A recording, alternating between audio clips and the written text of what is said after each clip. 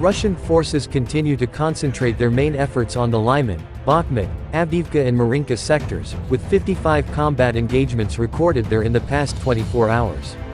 The General Staff of the Armed Forces of Ukraine said this in its morning report posted to Facebook, Ukrinform reports. The enemy continues to focus its main efforts on the Lyman, Bakhmut, Avdiivka and Marinka directions. 55 combat engagements were recorded in the past day. Bakhmut and Marinka remain at the epicenter of hostilities, the report said. According to updated information, the enemy yesterday launched 31 missile strikes, including 2 strikes using S-300 missiles on the civilian infrastructure of Konstantinivka, Donetsk region, and 2 strikes using caliber missiles on the civilian infrastructure of Mykolaiv. In addition, the Russian occupiers carried out 57 airstrikes and launched 96 MLRS attacks on the positions of Ukrainian troops and populated areas. For missile strikes, the enemy used 6 Kinjal ballistic missiles, 13 caliber cruise missiles, 2 missiles exploded in the air, and 10 ground-launched missiles S-400, Iskander-M. Ukrainian defenders intercepted 25 of them. Damage was done to civilian infrastructure. Russian shelling of the settlements of Vorokna, Vovchansk and Tyshenkivka in the Kharkiv region killed and wounded civilians. Residential private houses, a hospital and other civilian infrastructure were destroyed. The probability of further missile strikes and airstrikes on targets across Ukraine remains high. The enemy continues to cynically use kindergartens in temporarily captured settlements for their own purposes. For instance, the Russian occupiers used the building of a kindergarten in the village of Avdiivka, Zaporizhia region, to accommodate personnel. At the same time, the kindergarten is home to civilians who were evacuated from settlements close to the contact line. Over the past day, the Ukrainian Air Force carried out 14 strikes on areas where enemy personnel and military hardware were located, as well as 4 strikes on the enemy's anti-aircraft missile systems. Yesterday, Ukrainian defenders destroyed 10 attack drones and 6 reconnaissance UAVs.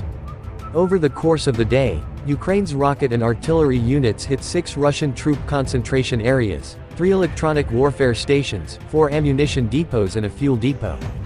Russia has lost 199,980 troops since invading Ukraine, according to the General Staff of Ukraine's armed forces. The report claims that 520 casualties happened on Monday, May 15 alone.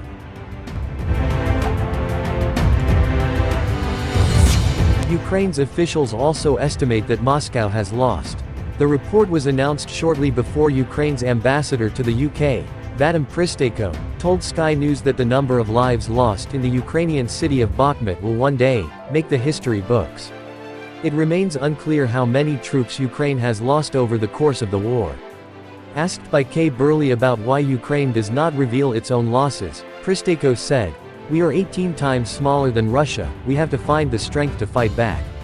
We have to find soldiers among civilians, that's what we are doing right now, we're training them, so we don't want the enemy to know how much resource we still have. But we have enough. Bakhmut is at the heart of the fighting right now.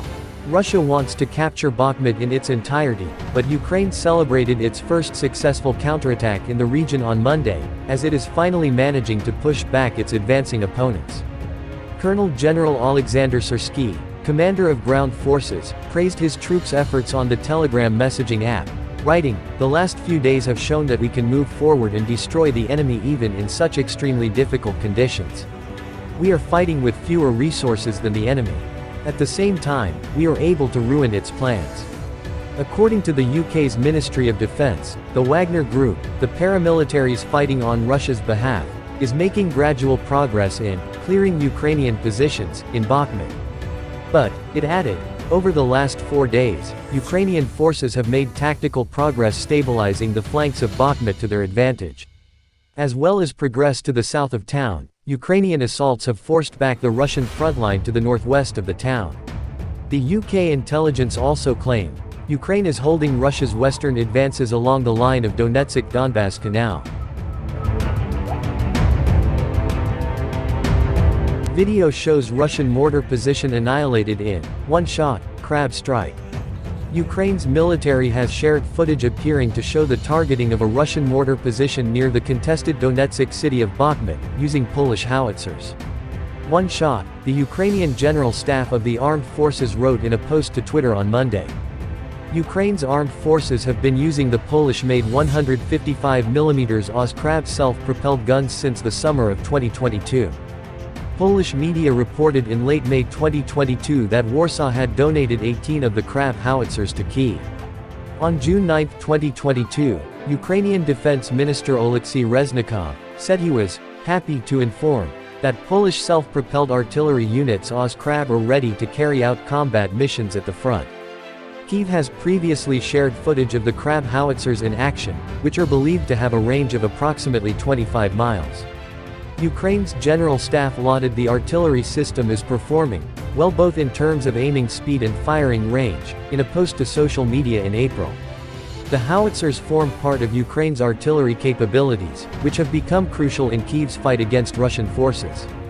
The embattled city of Bakhmut, where the general staff said the footage was filmed, has been a hotspot of prolonged fighting between Russia and Ukraine for many months, but recent intelligence assessments say Kyiv has regained some territory in the area.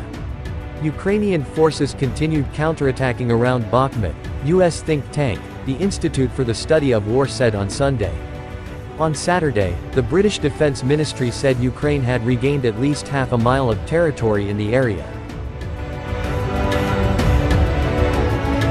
Ukrainian forces continued counterattacking around Bakhmut, U.S. think tank, the Institute for the Study of War said on Sunday. On Saturday, the British Defense Ministry said Ukraine had regained at least half a mile of territory in the area. This comes as Ukraine's calls for increased weaponry ahead of an expected spring counteroffensive appear to have been answered by several of Kyiv's western backers.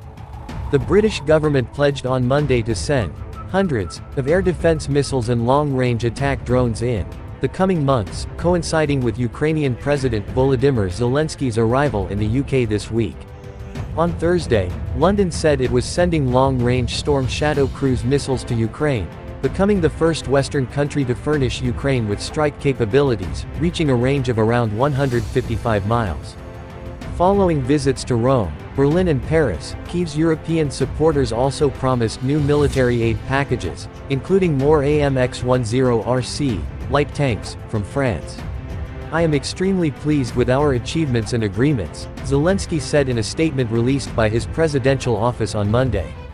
The equipment is expected to arm Ukraine's military for its upcoming pushback against Moscow's forces, although Ukraine's leadership has refused to divulge specifics around counteroffensive operations.